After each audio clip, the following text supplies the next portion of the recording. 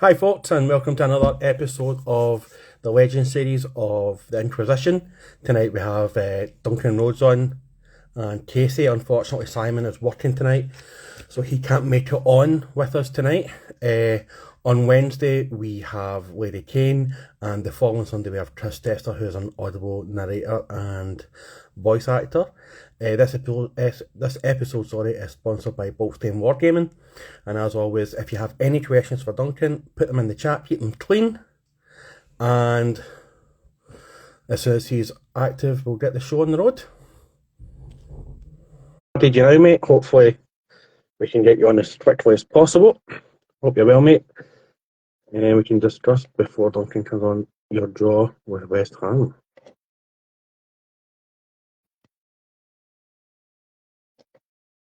Hope you've all had a good weekend, folks, and people in Scotland. I hope you're all safe with the snow. Alright, Warpy, how you doing, mate? Thanks for joining. How did Watford get on this weekend? How Daddy paints robots? Thanks for joining. Hey, Casey, I've sent you an invite. You try and accept my invite because I've asked you to come in for some reason. Maybe it's my phone, I don't know. How you doing, Daddy's painting robots? Hope you're well, mate.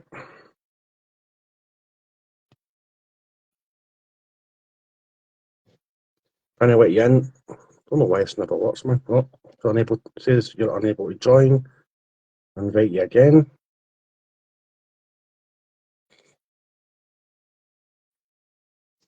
Casey's turned on his video. That's always a help. There we go. There he is there. Can you see me, mate? No. But I think your invite for some reason didn't come through to me until I came out of the chat and came back into it, which is a bit bizarre. I don't get it, but it is what it is. So yes, while we wait for St. Duncan, 1-1, very happy with that today. I didn't expect absolutely bloody anything. But we were going to get absolutely stomped. So we'll take that all day long. How'd St. Mirren get on this weekend? Oh, we were playing the Huns today. We get pumped 2-0. Two bad goals. We lost a goal just before half time. It was a bad watch. We were pretty terrible today, actually.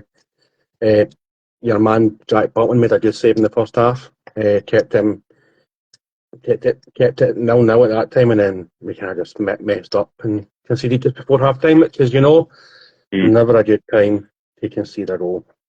But that's what it is. To be honest, we've not beat Rangers since 1991 at home, so going to Castle Grayskull, it's always a tough ask. So yeah, not out of the ordinary. No. At least we kept it to below 3. That's the main thing. And they never got a penalty, so that for me is a win. We never gave them a penalty. They never got their weekly penalty, which is always good. Yeah, if you don't give it away. How's your weekend, though, mate? You have a good weekend? Yeah, all right. Busy. Was Christmas shopping yesterday in one of our big shopping centres down on the Kent-London border called Blue Water, which was manic, and then had a soft play in between it, which was fun. Nice. It always gets to a certain point when you take the lad to something like that where he gets bored and he comes over and insists I have to go on with him. But this time around, he looked at me early on and he was like, if you come on it with me now, I won't ask you again. I was like, okay, that sounds quite sensible. That's all right. Thinking I'd have 2 minutes. No, that cheeky bastard kept me on all day. So, he pulled the blinder on me. But, went to cinema this morning, kids' party this afternoon. So, yeah, busy. How about yourself? My day spent, we had wee Mirren on Friday, and then most of my day was hunting down Tough yesterday to burn in the fire. Not like this Tough, but like burning Tough. You can't really, they're not allowed to sell it here anymore because of the environment. So I had to do some Facebook wheeling and dealing, and finally found a very nice gentleman who told me 10 bags for €30. So that was an event yesterday to try to get Tough because the wife wanted Tough when she woke up yesterday. It creates a nice smell, she says. So what she wants, she gets. So that was Well, it. I'm not going to lie. It sounded like you said puff to begin with. I thought, eh? But yeah, Well, tough. tough, tough. Yeah, grass. Sure. Not that grass.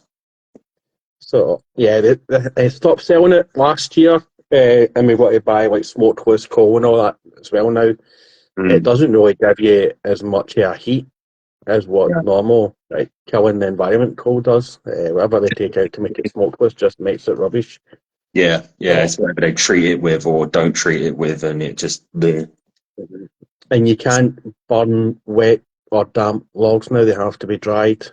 So yeah, that's what it is. Right, Lon Trainer, how you doing? Lord Avias of Nerdrow, thanks for joining me. Jesus Model, thanks for joining. Chase Tosh, how you doing, mate? Hope you're well. Thanks for joining. We're just waiting for the man of the hour himself to join us, and then we'll be underway. But You aye, don't remember about it, yeah? Because I know Peachy said he was a bit of a needed the well, he open did add, arms. yeah, he did add me earlier, so like, I'm sure we'll see him coming in. Fair enough.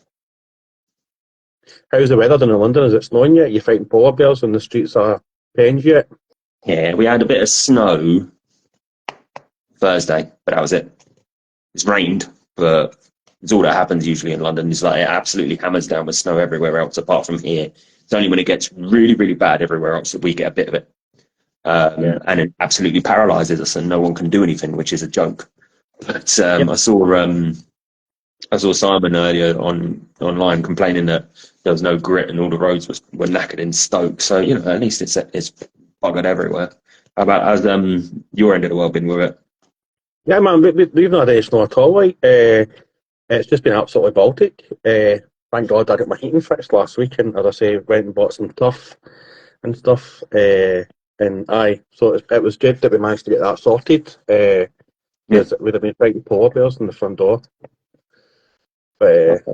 Well, the man of the hour has joined in. Here he is. Hello. Hello. hi, Duncan. Am I the Hi, right Duncan. Thanks for joining us. Good evening, Mr. Rhodes. Hello. I think my screen is. You can tell I don't use this very often, can't you? Yeah, definitely. Sorry about that. I was just having a bit of trouble getting into my Instagram. It's a bit weird. Don't worry about it. We have this sort of trouble trying to add ourselves to Instagram every Wednesday when we try and do this. So, like, I think you've actually been the quickest person we've actually managed to get to join it to. Oh, Change right. about 5 minutes to join. So, thanks for joining us. With the least Thanks very issues as much. well. Thanks for So, having me. It's nice to be chatting to you guys. Are you having a good evening? Are you as freezing cold as I am? yeah. Yeah, well, and we're just discussing that. Like, I live in Donegal in Ireland, and it's absolutely Baltic here right now. And I was just asking Casey what's weather like down in London, if he was fighting any polar bears at the moment, but he said it's just pretty cold. It's cold and wet. Same as it is any time in London. Mm-hmm. Yeah. And what about yourself? What about It's yourself, Duncan? How's the weather your end? freezing up here. It's all snowy outside.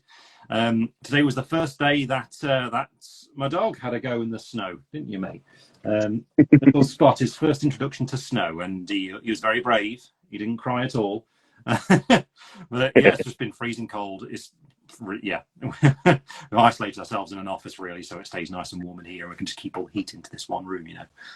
Yeah. And what type of dog is it you've got? How old is the dog as well? He's 9 months. His name's Spot. He's basically a mix of every kind of dog. So let's see. He's collie, spaniel, beagle, and staffy. And he's come out looking like, if you've got a child to draw a dog, that's basically what he looks like. He's about as generic a dog as you can get. But yeah, he's a little sweetheart, aren't you, mate? He's fast asleep and his legs have just started twitching. Yeah.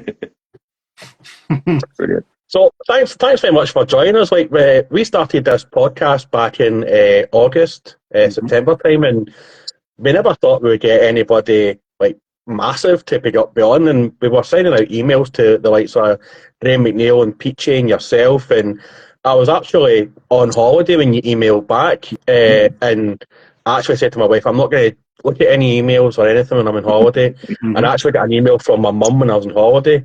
And then when I looked at my emails, I went, oh, Duncan Rose's email back, expecting it to be like a rejection, saying, oh, but sorry, we're really busy. And when you said that you come on, like, I actually dropped my phone and nearly took a heart attack. I was like, oh my God, no way, this is absolutely amazing. So thanks very much for giving up your time in this absolutely Baltic Sunday evening and coming on. Thanks very much. Oh, that's no Appreciate problem. it. Yeah, it's nice to chat to different people, just see what different people are thinking about the hobby and what's going on. Yeah, it's always interesting to see where people's minds are at. So yeah, it's a pleasure. So really, myself and Casey, we usually have another member called Simon who's based in Stoke, but he's actually working today and nobody would change his shift with him. So unfortunately, it's only us two, and he's like our lore master. He's been playing it since before Warhammer was actually formed, I think. Oh yeah. So he's that old. He'll kill me for saying that, but yeah, it's that old. So you've got me and Casey to put up with tonight. So usually the way we ask this is, my first question to ask everybody every Wednesday or Sunday is, what age were you when you got into Warhammer, and what got you into it? So I first got into it when I was 11. So yeah, I encountered it by accident. I was really into model making, so I like building aeroplanes and stuff like that. And my dad and I were just going around this town called Ashby de la Zouch in the Midlands. It's like this little market town, and they had a model shop. So we went in to go and have a look at the stuff there. And there was one of those little stands that Games Workshop has, just like a little promo stand thing. And it was the first time I've seen that stuff, and I was also really into Star Wars at the time, so I saw a Space Marine that was on the little display rack, and I thought, wow, it looks like someone got Darth Vader and a Stormtrooper and put them together, and I liked the Empire stuff, so I thought this is really cool. And so I took the little free leaflet that was basically the intro thing for second edition 40k and I think 5th edition fantasy, the little thing where it's like line up 5 guys and have a fight, and it just tells you basically. Yeah. And I read and reread it, and then I was looking at all the information on the back, and there wasn't that much really because this is pre-internet. So this would have been 97, early 97, and yeah, I just thought it was amazing, like absolutely amazing, completely hooked me in. So the next Saturday, my dad took me to Games Workshop in Derby, and I went in, and we bought a little box of Space Marines, the £5 Warriors of the Imperium set, and it was a white paint, black paint, and a fine detail paintbrush, because obviously that's the sort of brush you want, right? And I went, and it just went from there, really. So I had basic kit building knowledge at the time, and I'd used Humbrol enamel paints and things like that. But that's really when I first encountered wargaming, and it sort of the weird thing blew my mind, the idea of buying more than one of a kit. Because when you're doing model airplanes, you'd have one Spitfire, right, and one. Yeah. But now I'm like, more than one box of Marines, so I can have an actual army, and it completely changed my perspective of how I looked at these. Yeah, I couldn't picture myself going and buying, like, I used to do like battleships when I was wee, so I had like an HMS Hood and I had a Bismarck. I don't think I would ever imagine going and buying another HMS Hood or a Prince Shun, so like 2 Bismarcks. Do you know what I mean? Yeah, you just wouldn't duplicate them, but building an army, it's a totally different approach on things. So yeah, I really want to go back to Ashby and see if that shop's still there. I've not been ever since. So I'm 38 now, 37. That moment when you realise you can't remember how old you are. Every day. Every day. You're not alone there, don't worry. Too old, so it's been a while. Yeah. So with the journey then, and if you started off at 11, did you ever see yourself as a kid getting to the stage where you are in your career now? You've worked for Games Workshop. We've obviously heard Peachy Niz things that we're talking about when you worked in the stores. You've gone through everything you have with Workshop to right now you are Mr. Two Thing Coats. Would you have ever believed 11-year-old Duncan would have seen himself doing that? No, not a chance. 11-year-old me would have been terrified. So I'm quite an introvert, and back then I was especially so. I was very, very shy, and the idea of having to talk to a room of people would terrify me. So getting to this point, I think it would be super intimidating, but it's not like I ever really planned to do it. I mean, I've been very lucky to be, I think, to have opportunities and then to take them, to be in the right sort of position to do these things. And, definitely is a large case of being right place, right time. So I'm really thankful for how it's all come together and for the people I've met and, the sort of relationships really that are the result of getting to where I am. But I mean, I think like most people, when I was a kid, I had no idea what I wanted to do with my life. Like, you don't know, you just want to go home and play video games, don't you? Yeah. I just assumed I'd end up doing something boring and hating working through the day, and then just living to, go and see friends at the weekend or something. But no, I just got lucky. I mean, getting the job in Games Workshop in the first place when I got into retail, I just got my results for applying to university, and I just got a placement studying archaeology. And I got that because I was really interested in history, but I didn't just want to be doing like written stuff. I wanted to actually do something physical. So I thought that'd be cool. I'll do archaeology. But I only happened to go with a friend of mine to watch Terminator 3 to celebrate that we both got our placements. And that reminded me of Necrons, who I not really, I taught, like how most people do. I just dropped out of the hobby for a few years when I was going through my late school years. And just reminded me. So I looked them up on the internet then and saw they totally redone the Necron range whilst I'd been out of the hobby. So I went in and I bought a box of Necron Warriors, and I met Chris Peach there over the till. He served me. And I was asked about a summer job, and I got it. And from that point on, my life just completely deviated into this wargaming world. And it's, more or less been following that path ever since. So what you could say is this is actually all Peachy's fault, really. In many ways, yes. yeah. I mean, we I walked in and just had a chat with him. We hit it off straight away, and he invited me to the, I think it was Thursday night gaming club. So I still had some word bearers that I painted like years before, and he had his guard army with the Nucadians, because it wasn't long after the Eye of Terror campaign. It might have still been going, but was finishing. Yeah, I remember that. I went in and we had a great game. Loads of fun. It was the old Chaos Marines that still had the hands that looked like they were serving dinner trays. The really old ones. Yeah. They couldn't turn their heads and stuff. So we had a great game anyway. And then I got the job, but I got the job before I fully knew all the rules and things. But I was just really keen. I think that's what got me a foot in the door, so to speak. But yeah, we hit it off then, and been in each other's orbit ever since, I suppose. So I think I mentioned this to Peachy as well, just because I've mentioned him, and it is something I phrased it that I had a bone to pick with him, and I'm going to have to pick the same bone with yourself. And yeah, it's the whole use of the two thin coats and all of your painting tutorials throughout the years. You've knackered my ability to paint anything but models. I can't paint my walls. I can't paint my doors. I had a big DIY project a little while ago. I repainted all the doors, and I've done it so terribly because I did it all so thinly. Just having that sort of mindset of get it nice and thin, multiple layers, and instead, really, all you've got to do is smear it on when it's DIY. Yeah, So yeah, it's just detail to clog there. Yeah, just got to retrain myself. But I just thought, share that bit on. Well, it's a funny thing. It's like it's the tooth and coats thing. It's just like you say, it's what you do with paints, right? Like if you're using emulsion paint to paint a wall, it'll say on the tin applies multiple thin coats.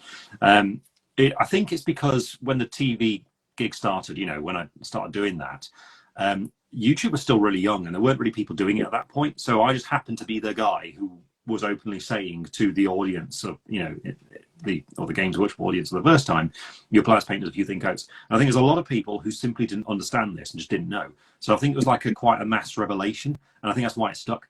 So I think it's quite charming, really, because it is good advice. It's what you do. So it's quite funny. That's a meme following me around because it's good advice. So it feels like quite wholesome in that way. But yeah, it does make me chuckle, whenever I'm doing like DIY, like on the tin. Oh, who says that? Well, see, being a self-confessed introvert, what gave you the courage, or was it just through like maturity that like doing the YouTube tutorials? Was that a massive step for your confidence doing that then? I was really scared when I first started doing it. So I mean, it goes back quite far. So when I was towards the end of my schooling, a friend of mine and we had to do these presentations in our history classes for we'd done a bunch of research on, say, something about the Napoleonic Wars, right? And it was like a particular thing we had to present to the rest of the class. And he was like, why don't we just have a bit of fun with this and do it as a bit of like a comedy skit? Because he was really into these styles of comedies that like BBC would do or whatever.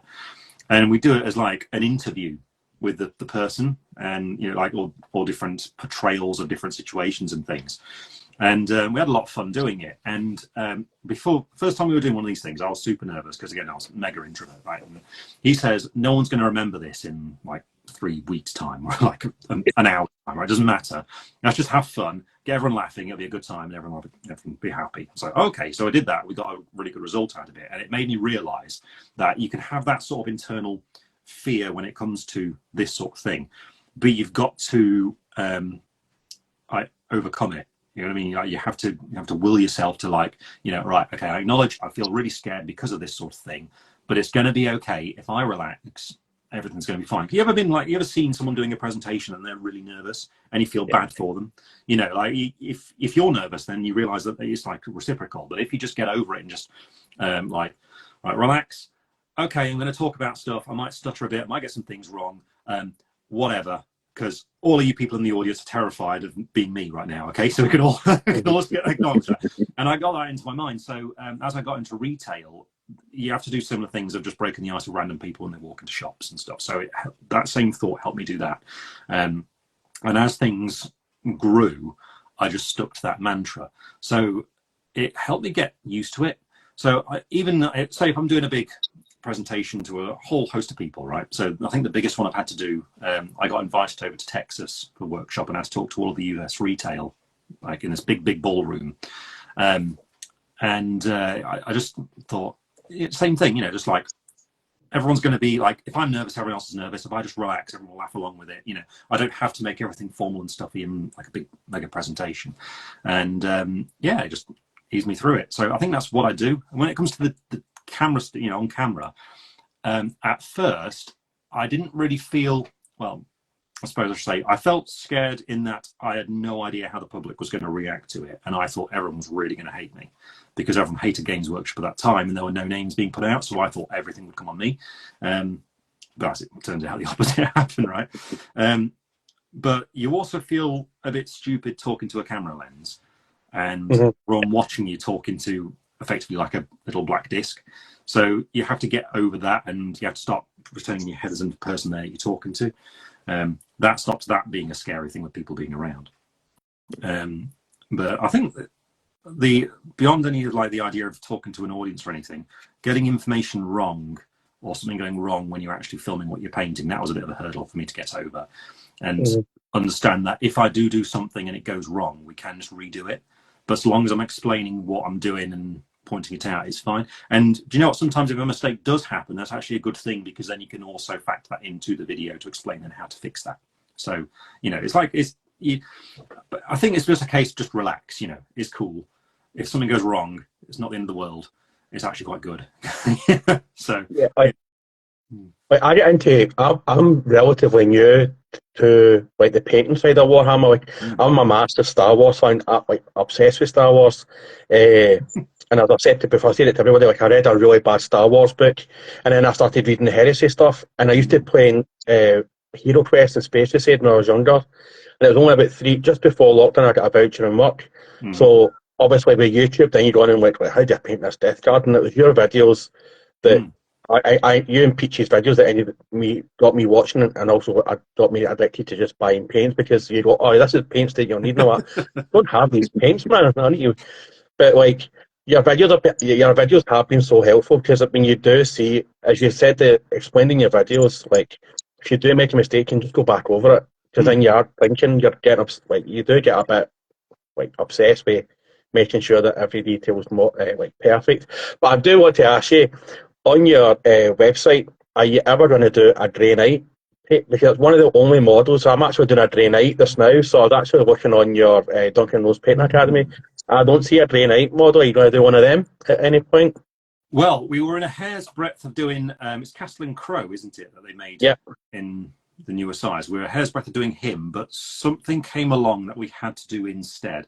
So the biggest challenge of the website is keeping up with Games Workshop's ridiculous release schedule, because everyone always wants to see the big thing. So it was a victim of that. Like something came out like a Keeper of Secrets character or something like that. As for a regular Grey Knight, we absolutely would, but I am sure that they're going to get redesigned into primary scale sooner or later, right? And my fear is that we paint one and then like next week, oh, the new Grey Knight range is on the way. So that's what sort of stops us from doing a regular guide. But Castle and Crow is definitely a great shout. And it's a lovely model, so I'd really like to do that. It'd be cool to do some effects on his sword. So yeah, that's why we haven't done one yet. And your Paint Academy tutorial videos, like my daughter plays a wee board game over in St Helens. She's doing her civil engineering degree, and she's playing some board game, but she's using a dice as a character. So she wanted. I've got a Sister of Silence there, so I'm actually using your Sister of Silence painting tutorial just now to paint her figure, so we can send it over to her as well. That's cool. So that's really thanks cool. very much. Your videos are absolutely brilliant. You and Peachy's videos definitely helped me a lot when I first started out 3 years ago. They were brilliant.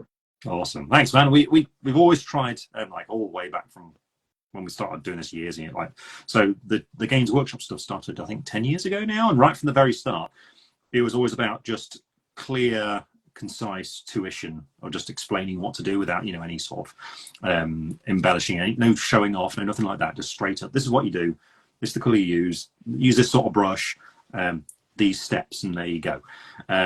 Because it's very easy to fall down a rabbit and do all sorts of crazy effects and things that just aren't applicable for the sort of thing you're trying to do.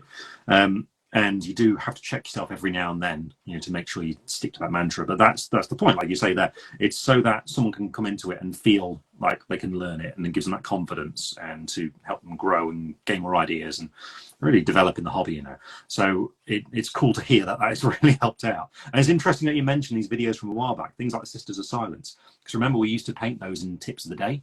And it was really fun planning those and working out how to get their quite unique sort of shades on their arm, that sort of purpley brights that they have. So there's so many videos now, I can't remember them all.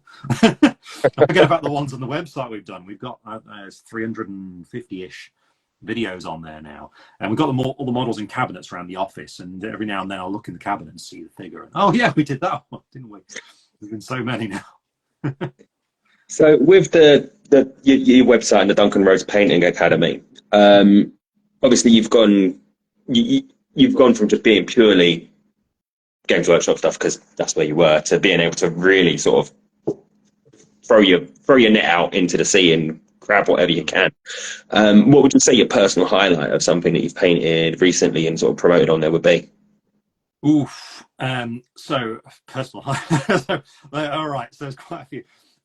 So I found great amusement the first time I said another company's name in a video, because in all the comments people were reacting to that. I think it was Army Painter I mentioned, like I was using one of their brushes, and so that was really fun. I really enjoyed doing historical stuff. So I really liked doing a French Fusilier, because that's what I do reenactment as.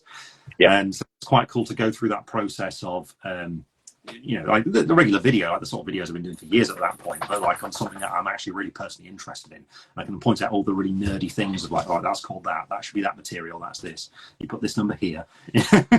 So I really enjoyed that. Now Roger, the guy I work with, who's doing all the cameras, doing all the editing, all that stuff, he's like, it doesn't mean anything to him, because he's like into the Warhammer space and things, and I'm like, yeah, but this blue's accurate to the correct color of the jacket. And he like stares at me,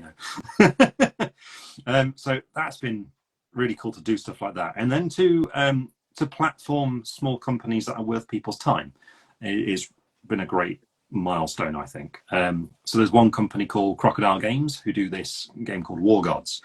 And it looks very old Warhammer in style, but it's like the ancient world. So they have a lot of Egyptian stuff and a lot of Greek stuff. And I think their models are great. So it was really cool to be able to go, oh, check out this Spartan from this awesome company. It's worth your time. That was a really fun barrier to break through, I think. And I should say as well, like, as a weird, surreal one, and was using our own paints in a video with like all our branding on and stuff like that. That was a thing that I never for a moment dreamed would ever be, like, it just never came onto my radar up until we were approached by Transatlantic Games with them wanting to do this project with us.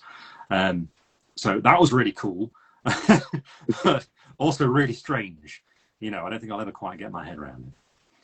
Actually, that's quite handy you've just touched on that. It was something I was going to ask you later on, because I did want to sort of delve into your history side of things. But I'll use the history later, and we'll talk about your Tiffin Coats line and all of that sort of stuff. Any sort of, you've just released your second wave which I've heard some really good things about, and even people in the chat saying they're the best range of paints that they've used. So you've got praise coming from all over the place there. Any future sort of ideas of things that you guys might want to sort of reach out to? I think somebody in our chat asked earlier on if you would think about doing your own brushes, because you just mentioned the army painter ones, or any other sort of hobby tools, anything along those lines. That'd be a good idea, wouldn't it? I don't know how much I'm allowed to say, but things are going well with Tag, so keep your eyes open. I think people will be delighted with some of the things that we're working on right now, some of the things I've been testing, reviewing and things. So yeah, looking at something right now, which I think is quite exciting, just off camera over there. Yeah, watch this space. Things are growing, things are developing. Cool. So it sounds like you're really sort of taking off with it then, and it's really sort of grown its pair of legs and starting to run. It has, yeah, thank God, right? That first Kickstarter, when that was about to go live, because it's easy to look in hindsight and see, oh, it did amazing, we got all this, and there's, the paints are great and all this stuff, but at the time, you think to yourself, man, if this doesn't get funded, that's going to be really embarrassing, that's going to haunt me. So we just didn't know, but we'd worked really hard at it, and it paid off, I think, because it was really cool in how it all happened, because we got approached by Transatlantis, right, and they're run by this guy called Bob, who's been in the industry for forever. He's worked in all these companies in quite high positions and things, so even though you might not know him, you'll have collected something that he's worked on at some point.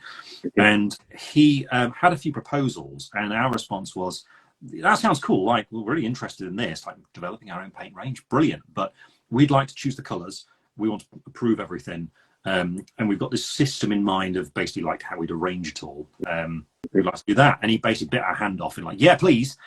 So we got more heavily developed more heavily involved in the development of it than I think he expected. But we were essentially allowed to run free in choosing the color, being extremely picky about the nature of the paint. So, the formulation of it, how it actually behaves. So the color's one thing, right? But the way the actual paint flows, the way it settles, the way it's how you can manipulate it, the strength of it, how evenly it covers over things. All these were things that we were really critical on. And so we got to sit down with the chemists and literally like keep making adjustments, like fine tuning again and again and again, until it got to the point where it was. And so I think that's why it's really high quality stuff, right? So that's what is really nice when people use it. They realize how it behaves is what makes it special, and it is because Transatlantis allowed us to have these really high standards, and they didn't scrimp on it. They didn't change anything. They were just like, oh, this is the perfect paint that you want, wicked, we'll take that through and go with it. So yeah, that was really I'm just going to jump in here, because we're talking about your paints. So see, like your purple, right? How long would it, from when you seen that purple to have it bang on what you wanted, how long would that process take for, like, say, one particular paint? So for one particular paint, so it didn't really happen as a single one. It would happen in, like a batch of 60 basically, and that's the case with wave 2. And some things would change randomly, like we might have a complete change of heart as to one of the colors, and that would totally alter. But basically what would happen is I'd create a mix from various sources, approximation, this is the top color I want, and we'd lay it all out and develop the triad in that way. This would get sent off, and we start getting samples sent back. And when it originally started, the original samples were just purely black and white, and this was to work out the formula of the base essentially of what the pigment would then be introduced to. And there were 4 black and 4 white, if I remember correctly, labeled A, B, C, D, and I just had to paint with them and choose out of those where I wanted to begin. Now, as it turns out, I picked the most expensive one, right? It's the highest quality one, right? I was like, that one's wicked, we'll have that. And so then they took the colors that I sent off and introduced them to it, and I started getting samples sent through in waves of that. And I'd give feedback on that would get sent back, and then we get new samples through, and then feedback on that. So all this started happening during all the COVID days. So I don't know, maybe the original run, it was about 8 months, I think. And it concluded with actually going and sitting with the chemists and, them literally right there and tuning things. So early days, the colours took about that long. These days, with all these things settled in place, it can actually be turned around quite quick. So there was one paint in Wave 2 that we were playing around with, and it was, well, some of the glazes basically, and we had quite a change of mind on things, and they were able to turn around these changes really, really fast. So it's quite a quick process nowadays. So if we wanted to add a new color, like today, for example, I could mix up a sample, and I think it could all be finalized within a month. But then the production goes on from there, and that takes a long time. And some colors are just more complex than others. Like it's fascinating. Like when chemists will talk to me in English and have all the words explaining what they're doing, right? But in the order they say them, I don't understand what they mean. Like all the things you put into the paint affect other properties of it, and so you then have to put other ingredients in to counteract any side effects that are negative to the overall result, and then they themselves will have side effects. So you end up with this long string of chemicals that are all basically trying to balance each other out. So it's phenomenally complicated all of a sudden. And then when you have the particular pigments, some of them are just really weak, and so they don't live up to what we want. So they have to do other stuff to them to make them then work in the way that we want them to work. So whilst creating, say, a black, really easy, creating a particular shade of sort of pinky purple, that suddenly becomes extremely difficult to get it to be the bright color you want and the strength. Weirdly, a darkish green has turned out to be a really difficult thing. Which you think would be easy, right? You think it'd just be black and green, but it's not. Like a sort of verdigris-ish sort of green turns out to be one that was really, really difficult to get to hit the standards that we want. And then it gets you to an interesting choice here. Like, do you go with the color that's really nice but doesn't cover very well, or do you compromise on that color to get it to where it does cover really well, but it's not necessarily the color you originally wanted? So there's all kinds of complexities like this built into it. So yeah, it's a massive, massive field doing all this sort of stuff. So those chemists, they're so, like I say, they say words that I understand those words, but in the order they say them, I don't get it. Did you ever get disheartened with the process when it started? Obviously, through the lockdown, things took a lot longer to have like finalised. Did you ever think, with you and Roger going, like, why did we start this? So not with the actual development of the paint itself. So when it came to developing and finalising the product, everything was really professional all the way through. Like, all the people I worked with on it have been amazing. The trouble was when we went through wave 1 was fulfilling the Kickstarter, which was expected to actually be turned around quite quick. And then there was a constant series of unexpected things happening that just caused knock-on effects. And it's, I mean, like, I wasn't the guy actually running the Kickstarter, right? There's another chap who was running it, but man, you've got to have iron wills to put up with that, because people don't read the posts. So you say, oh, this has happened for this reason. And then comments will be just obviously haven't looked at it at all. So you can explain things as much as you want, but not everyone's going to see it. And people then start getting angry because they expect their thing to turn up. And I think a lot of people assumed it was a pre-order as opposed to a crowdfunder. So it's a very different thing, right? So it all happened. It just took longer than expected. And when I say unexpected things happening, I mean, for example, the Kickstarter box, where you get your paints in there, had a foam tray with all the paints arranged in it, so it all looks really pretty and nice. Okay, so that's how it's going to be. And this was a part of the Kickstarter. We're going to have this foam thing. You're going to get a cool thing. It's a sort of stretch goal, if I remember correctly. Cool. All right, all finalized. So everything's going along fine.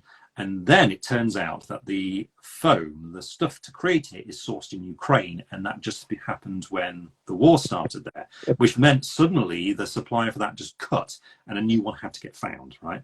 Yeah. So it was constantly things like that, and all you're getting is lots of angry people. Where are my paints? And so there were times during that was quite difficult, because there were a lot of people who backed the Kickstarter because, and we saw it online, people saying, Duncan taught me to paint, so I'm going to support him, which was unbelievably humbling. And then as time goes on, you see people starting to say, I don't know if I can trust what he said now. And I was like, oh, it's trying, right? There's a big team trying to get this thing to all go through. And it all came through in the end, so it all worked out in the end. But that was the most difficult part of the whole process. That was, it was hard to get over the message of why it was happening. So. I get a question from one of what somebody DM me a question. So they were saying that when they paint, they were following one of your tutorials, and I can't remember. I should have wrote the question down, but I'm terrible for writing things down. It says, "How did you come across painting the top of a clock one colour, painting it a totally different colour at the bottom, and then blending it so it looks as though it's all the one colour?" And I think that was the wording of the question, but that was kind of like, how do you come up with that yourself? Okay, doing the blending essentially. Yeah. So it revolves around just using the wet blending technique. It depends on what sort of color you want to have.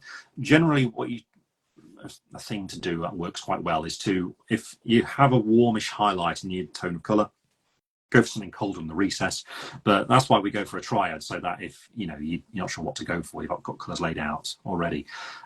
The color choice generally comes with experience and simply playing around with it, having fun.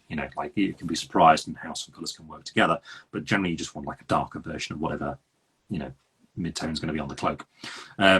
So the technique that we've been using for that on more character miniatures is called wet blending.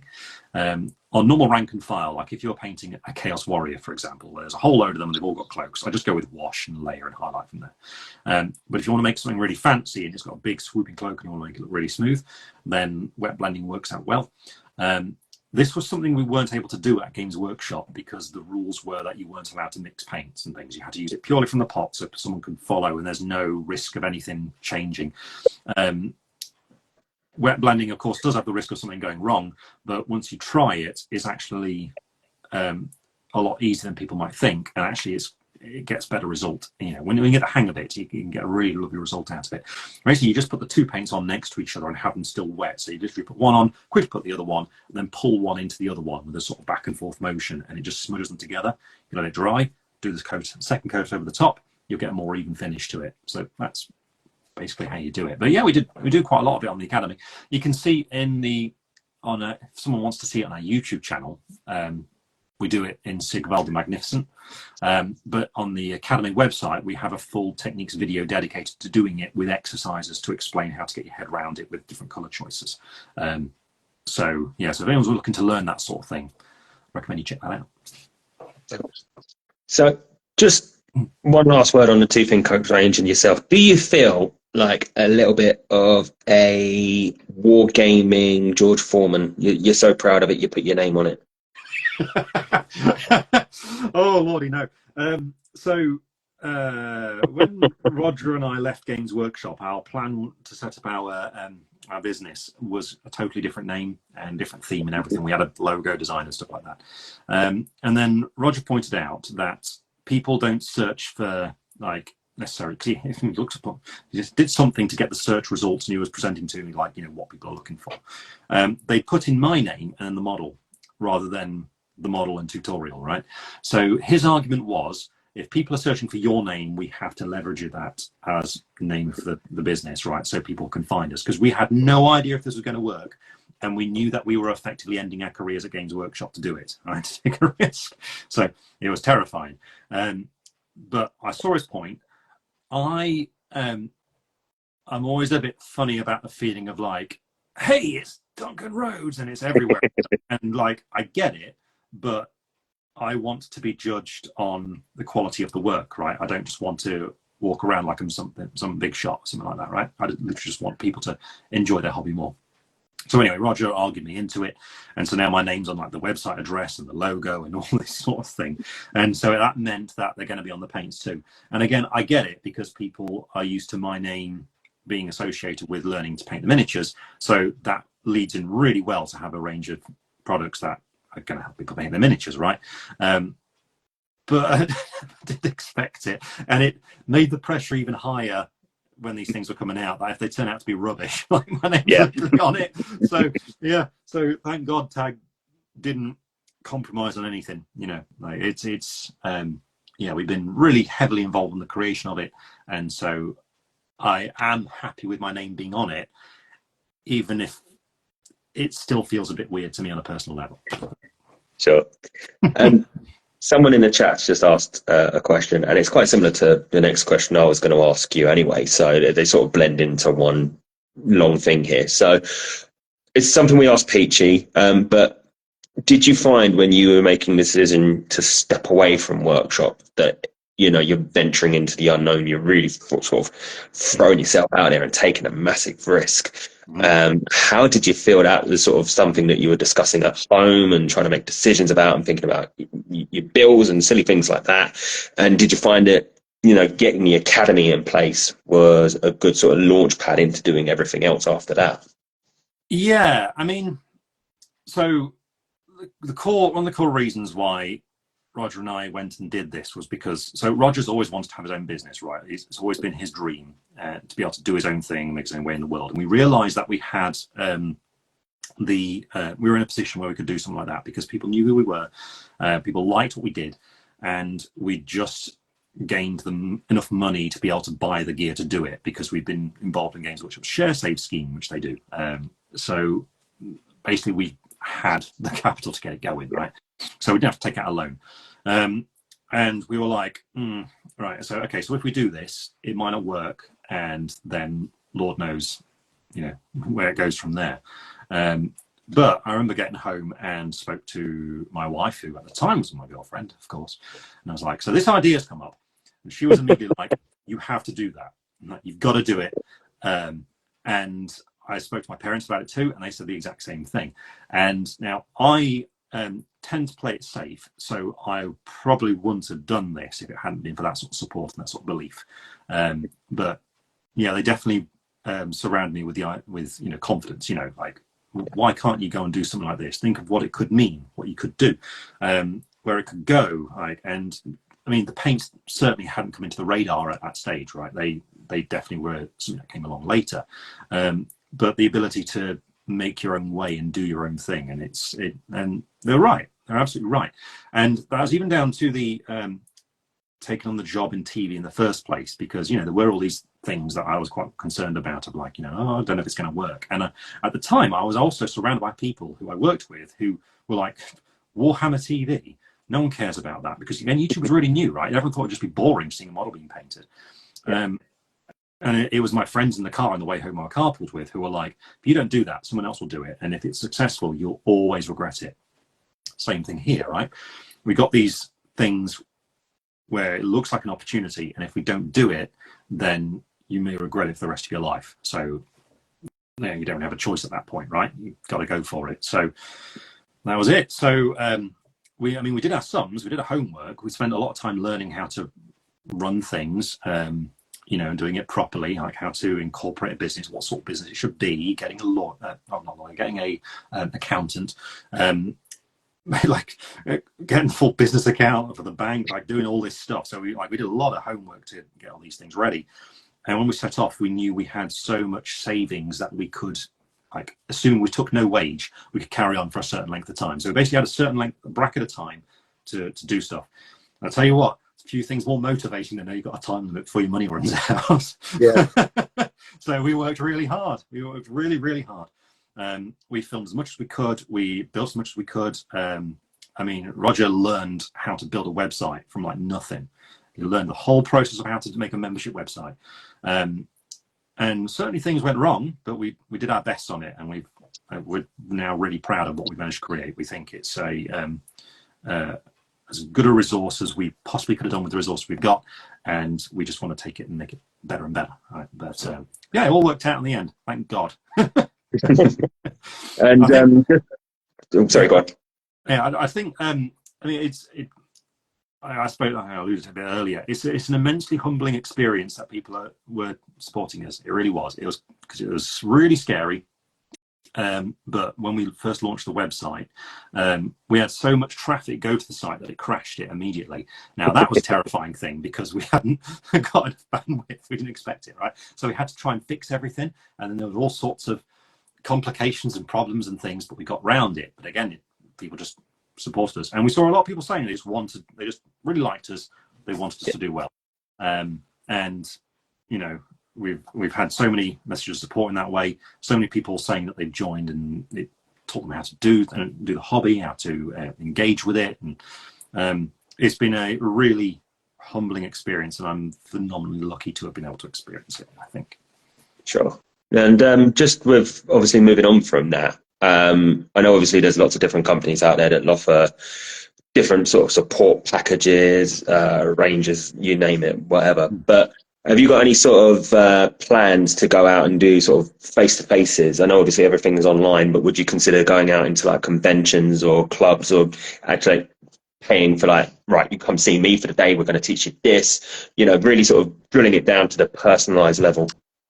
Potentially. So we are looking to be doing more shows over the course of the year. At the moment, we're going to be going to LVO in Vegas in the new year, and we're going to be at Salute as well. And we've had a chap join us now who's really good at event stuff. So we're interested in seeing how we can develop it and to make the experience better. The idea of doing one-to-ones is quite difficult. Mostly because of time, actually being in the right place at the time to do it. It'd be difficult. If it was like a class of people, it's something that was much more realistic. So maybe, if we're going to do anything like that, we'll certainly advertise it and everyone will know. But yeah, I'll be turning up to shows and things like that. We Transatlantis do a lot of paint and take demos at shows, and where people can try out the paints and things.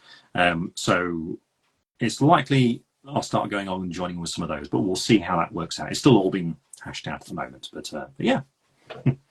So when you were thinking about leaving Games Workshop, like I don't really go too much into the past, but was it something that you and Roger spoke of like off camera, and were you both feeling like kind of you were handcuffed to a certain degree when you were doing the videos, and that was what pushed you to maybe look about leaving? Or was it you said to Roger, "Oh, I think I might be leaving," and he went, "I'm also thinking of leaving"? Was it a kind of joint decision?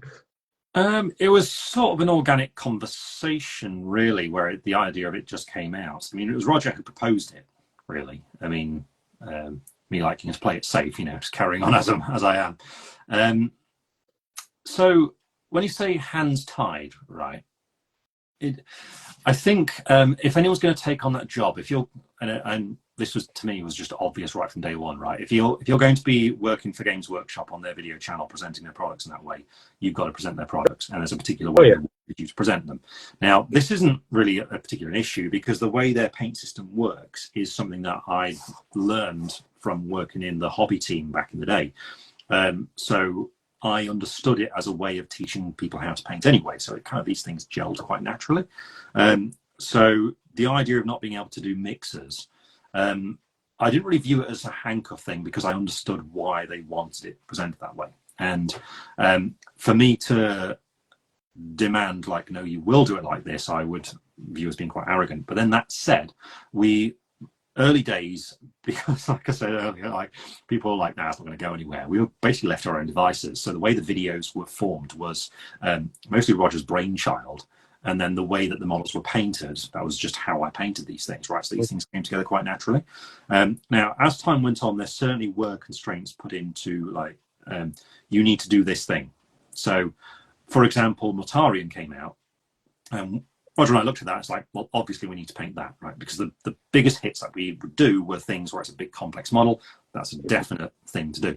And then we shot one colour and suddenly the shoot was cancelled because we had been assigned to do Necromunda things instead. So we had to paint an Escher and a Goliath and a bit of scenery. And that was for the Necromunda website. So we were being used as a resource to particular things, business goals, right? So again, okay, that's my job. That's what I'm paid to do. Sure.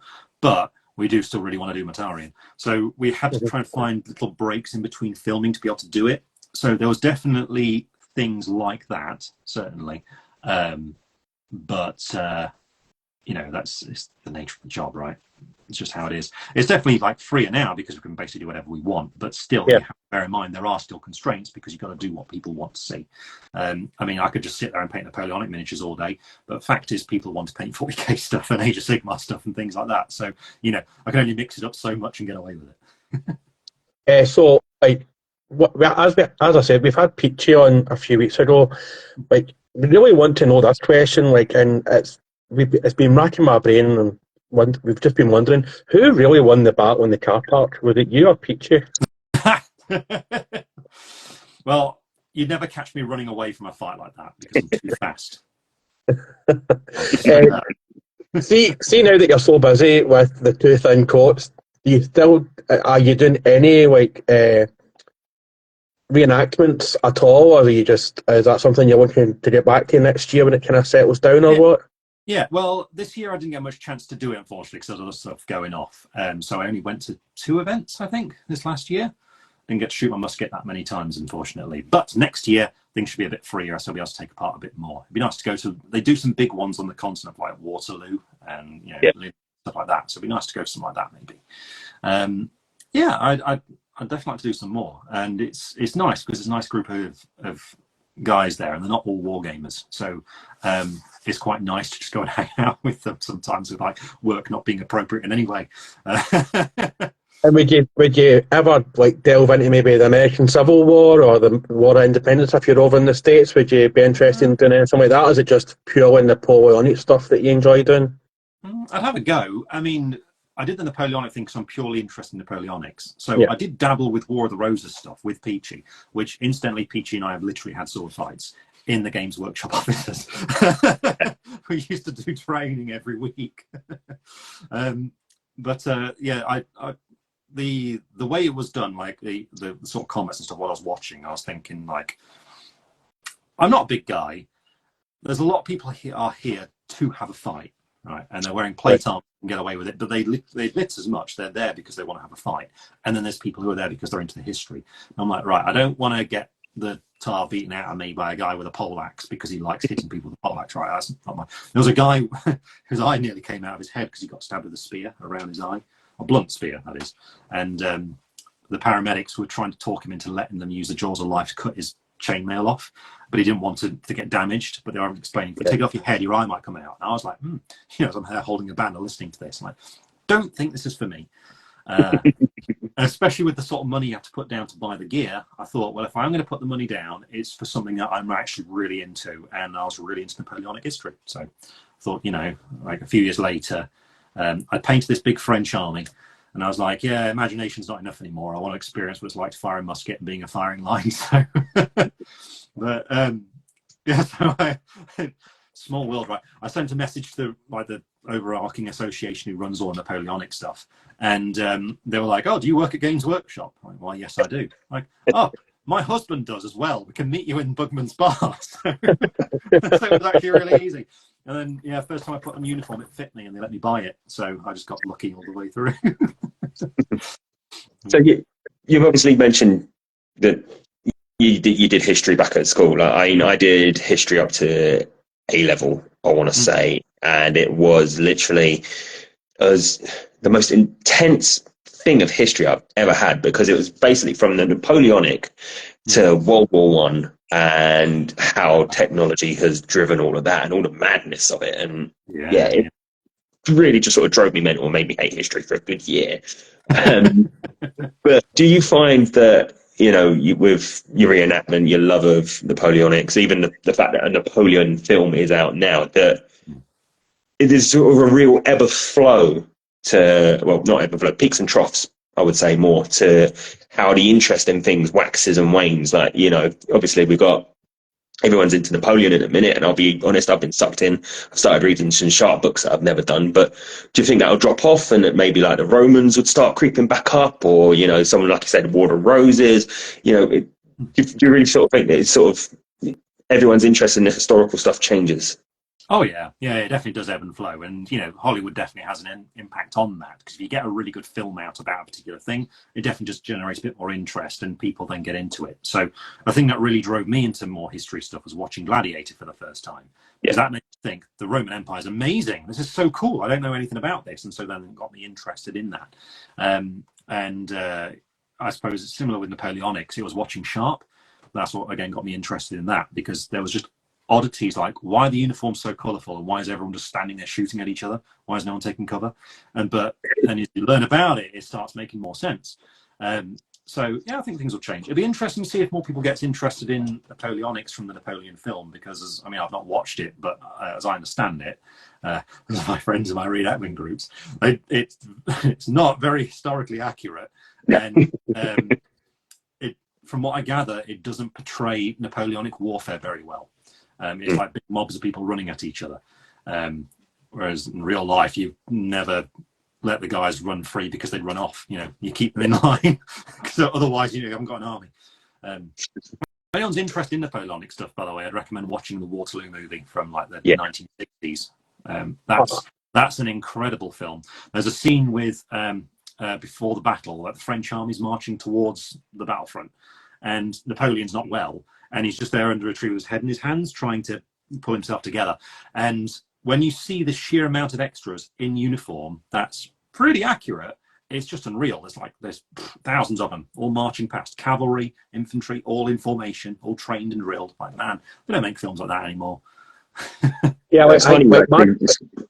Sorry, Duncan, I'm going to overrule you there. It's funny you mentioned that because I actually watched that the other night. It's on, I think it's on YouTube. Someone's uploaded it all.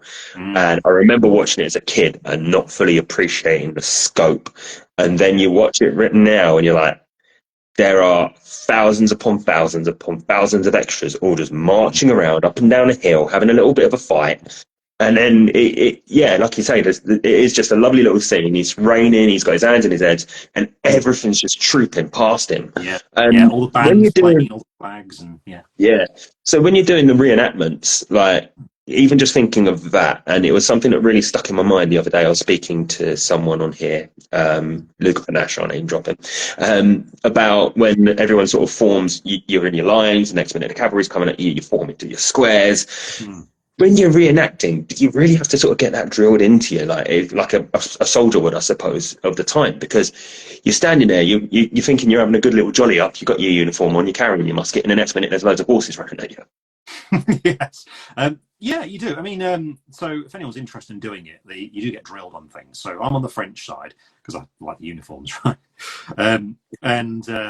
I was a bit concerned that because I don't speak French, would I be able to get my head around things? And what you do is you learn that particular phrase of what it means over time and stuff. But really, when it comes down to it, the basics are quite simple. If you're in a second rank, you simply follow the person that's in front of you all the time, and you've got to try and step in their step, so you're really close to them.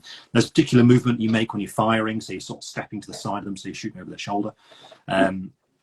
But if you're on the front rank, you're told there's either to your left or your right, there's a guide, and you basically keep your elbow touching the elbow of the guy in the direction of that guide. So you always have your arm glued to that person. There's certain orders that will have you move around in different ways, like if you're in a column, like moving into a line to like deploy quickly like that. But you quite quickly learn the basics of, all right, if I'm on the front rank, my guide's to the left, I keep my arm to the guy on the left no matter what.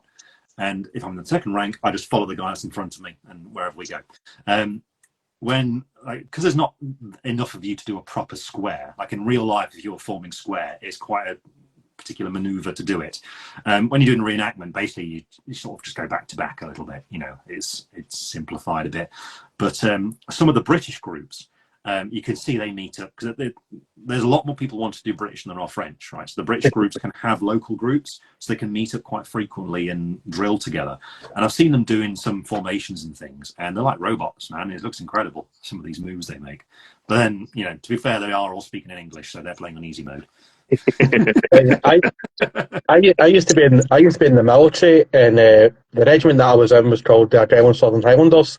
Now we have a battle honour called the Battle of Balaclava, which was fought during the Crimean incidents, and I think we're the only regiment that's actually withstood a full cavalry charge in lines. They never went into a box formation.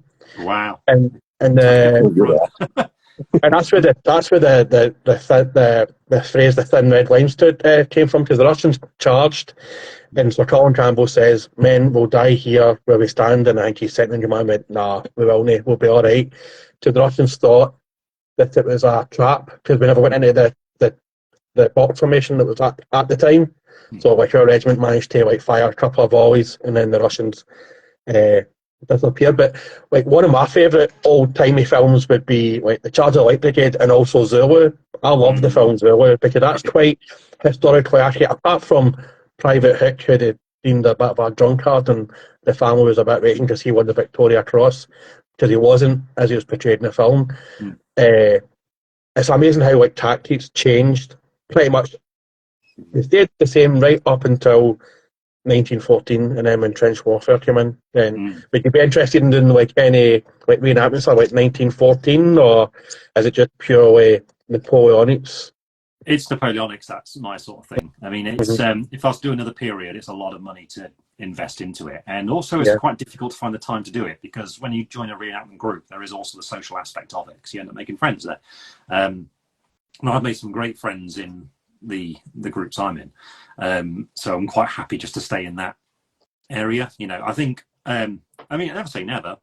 I mean, it might be fun to try doing Romans or something like that. You know, I'm not sure, but for now, I'm quite happy doing what I'm doing. And does Mrs. Duncan Rose, does she dabble in the old plastic crack addiction, or is she just? Oh, my wife. Oh, yeah. So last year, so we had this Cthulhu board game, and I painted the contents of the core box, but I got the expansion in, and I just didn't have the time to paint the figures there. And she was getting cross with me for not having them painted. So because we were playing this game together yesterday. So there's some figures, some monsters, these Cthulhu Mythos monsters, where you get two. So I paint one and she'd paint one along with me, copying what I'm doing, and I'd be explaining what to do. And she picked it up really quickly. She carried on and she painted the whole set. And then we started getting all the other expansions, and there's a lot of figures in this. And she just started going through them all like a machine, man. You know, like going and going and going. And I do things like, so she was painting the first human. It's like a priest holding up a cross, you know. And I was like, right, so, you know, paint like this and stuff. Painting eyes is quite difficult, so if you're not sure, just paint a dark line in there. And she's like, a challenge. And so I was off playing Flames of War with some of the guys from our reenactment group. She sent me a photo of the first human she painted, just on the eyes, and it was perfect. Like, oh, on something here. So so she painted all those. And then last Christmas, we happened to go into a hobby shop, and she was looking at the Witch King in a box, you know, Lord of the Rings, because she loves Lord of the Rings. And I was like, well, you could get that, but there's also this box here where you get a load of orcs, and it's not that much more expensive. So she bought a Mordor box. So we're in a hobby shop. She bought a Mordor army, and I didn't buy anything. So anyway, it's just started from there. So she's been painting all the bad guys from Lord of the Rings, because she likes the evil factions. So she's painted every ring wraith we can get hold of. Oh, so I've got a massive bits box. Right? So when you're working at Games Workshop, you get lots of stuff for free, those spare sprues. So I had loads of stuff in this bits box. She's been going through all of it, which means she's painted a really big Mordor army, like a big Mordor army. She's done a enormous Haradrim army with Mummak and everything. She's painted loads of Easter eggs, and she owns all the parts to do Uruk-hai as well. So yeah, she's on the rampage. We, you know, every now and then we'll play Lord of the Rings and have battles of that. Is there any models coming out? Is there any models coming out from any game system in the future that you're looking forward to paint? Anything at all? Announced things. Let me think. Well, the old world, definitely interested in that. Warhammer Fantasy was my jam back in the day, so I'm really interested in the, you know, what comes out from that. The new Bretonnians in particular, because Bretonnians were always my army of choice, and so at long last they're getting new figures. They all thought I was crazy when I said they'd be coming back, but I knew. I think that's a really exciting thing on the horizon for me. There's always all sorts of interesting things that I like to be surprised about and see as they come out. Victrix is always making interesting stuff with their historical kits. And you know, they've been teasing doing some high medieval stuff, you know, like Crusades and things. So I'm interested in seeing how that comes out. So yeah, those are the things that come to mind. But there's loads of stuff, so much stuff, and in my job, I get exposed to this sort of stuff all the time. So yeah, there's always something new to distract me. What would you say that your favourite flavour of crisps would be? Because somebody asked me to ask you that. What would be your favourite flavour of crisps? Depending on what day it is, I would say it's either going to be paprika Walker's Max, yes, or salt and vinegar discos. Oh, see, yes. I really wish that Walker's brought back the barbecue flavour crisps that they had, and they discontinued them. They were top tier crisps back in the day. They were one of the best. Yeah, Walker should bring that back. See, we'll ask you anything. We don't care. So this is something I posed to Peachy as well. I'm going to pose it to yourself as well. It's like the desert island disc idea. So you're stranded on a desert island. You've got one range of minis and one range of paints to use to paint them. What are you doing until you're saved by the boat going by? Ooh, well, range of paints. I've got to say mine, right? Oh yeah, that's someone else. I say mine. The two thin coats, and that's a whole load of us worked really hard on. Definitely those. I think for miniatures, I would probably pick a new Napoleonic army, something like British or something like that, something I've not really painted before, because that no doubt would take me forever to paint, which means when a boat finally turns up, I'll be all right. But of course, that said, depends what the flavour of the month is, doesn't it? Like maybe I could get down with doing some Hordes of Chaos, some Chaos Warriors. I think it'd be interesting. And also, I keep thinking to myself, there's the we did a video a while back of painting a Tyranid in a Starship Troopers colour scheme. Oh yeah, that was good. Tyranids like that. Ooh, dog's investigating a water bottle early. So, Duncan, I think we're going to wrap it there because I know time's ticking on and we've all got dogs to walk and children to make sure they've got school for tomorrow. I just want to say, again, thanks for coming on. Really massive thanks. And we'll need to try and get Roger on as well, the face behind the camera, so we can actually ask him what you like to work with as well and how much you had to bully you to put your name on this stuff. If people don't know, where can they find you if they don't know already? So you can find best place to go is duncanrhodes.com, which is our website, the Duncan Rhodes Painting Academy, which is our membership website that's packed with hundreds of painting videos that are all no nonsense, teaching you how to get great results with your miniatures. We're also on YouTube, Duncan Rhodes Painting Academy, and you can find me on Instagram right here at Duncan J Rhodes. So we're also on Facebook, Duncan Rhodes Painting Academy as well. Casey, you got anything to add before we wrap it up there? No, thank you very much for coming on. It's really appreciated that, we're just two random guys and we appreciate you giving up your time on a Sunday night to come and chat to us. It's really, really humbling for us. Like Dunk said, that, we've just started this a couple of months back and we weren't ever expecting to get replies from people such as yourself. So thank you very much. Apart from that, I think it's just a humble mention to our sponsor, Bolt Storm Wargaming in Leek, Staffordshire, your local community gaming store. They hire out your tables, they'll order your stuff in, they're good as gold. Go see them. And they also sell Duncan Rhodes paint range as well. They started getting that in the last few months. So they also, if you want to get your too thin paint addiction, you can go and start drinking the paint there as well. Awesome. Thanks again. Thanks again, Duncan. And hopefully, if we're still doing this, we could hopefully have you back on at some point. And we'll hopefully see you in Peachy's podcast as well at some point as well. We shall see. Thanks again, Duncan. Have a lovely evening, folks. And on Wednesday we have Wendy Kane, and then next Sunday we have Chris Tester, who is a Audible Black Library narrator and voiceover artist. So thanks again, folks. Thanks again, Duncan, Casey. Have a lovely evening, folks. Bye bye. Thanks everybody. Bye. Bye bye.